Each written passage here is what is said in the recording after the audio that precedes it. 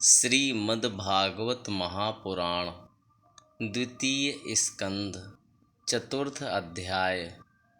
राजा का सृष्टि विषयक प्रश्न और सुखदेव जी का कथा आरंभ। श्लोक क्रमांक 12 के पश्चात।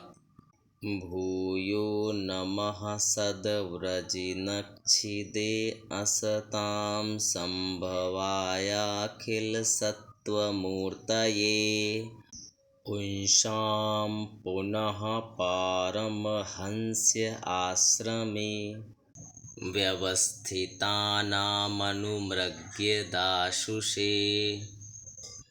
नमो नमस्ते अस्तु वृषभाय सात्वतां विदूरकाष्ठाय मुहुः कुयोगिनां निरस्तसाम्यातिशयेन राधसा स्वधामनि ब्रह्मणि रंस्यते नमः।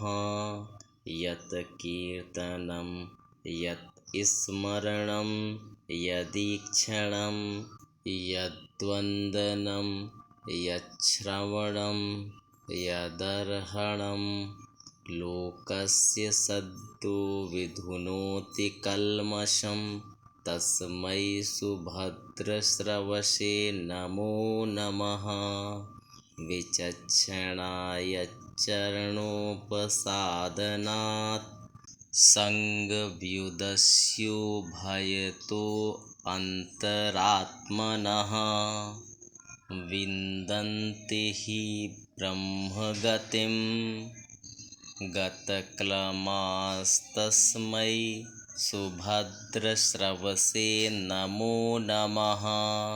तपस्विनो दानपरा यशस्विनो मनस्विनो मन्त्रविदः सुमङ्गलाः क्षेमं न विन्दन्ति विना यदर्पणं तस्मै सुभद्रश्रवसे नमो नमः। किरातहूणान्ध्रपुलिन्दपुल्कषा अभीरकङ्का यवनाः खसादयः ये अन्ये च पापा यदुपाश्रयाश्रयाः शुध्यन्ति तस्मै प्रभविष्णवे नमः। स एष आत्मा आत्मवतामधीश्वरस्त्रयीमयो धर्ममयस्तपोमयः।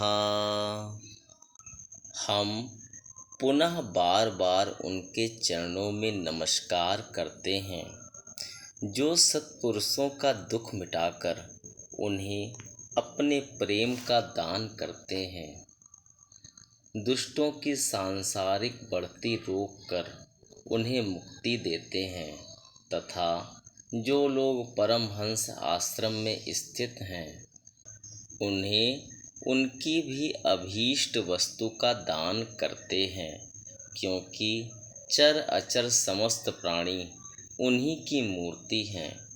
इसलिए किसी से भी उनका पक्षपात नहीं है।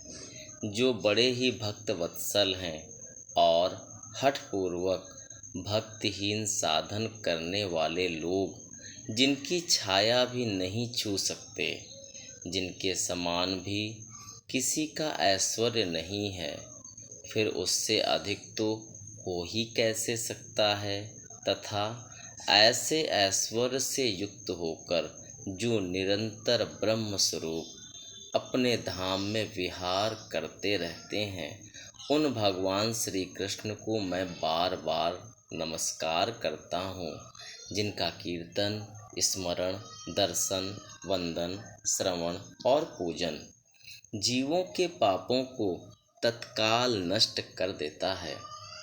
उन पूर्ण कीर्ति भगवान श्री कृष्ण को बार बार नमस्कार है। विवेकी पुरुष जिनके चरण कमलों की शरण लेकर अपने हृदय से इस लोक और परलोक की आसक्ति निकाल डालते हैं और बिना किसी परिश्रम के ही ब्रह्म पद को प्राप्त कर लेते हैं, उन मंगलमय कीर्ति वाले भगवान श्री कृष्ण को अनेक बार नमस्कार है।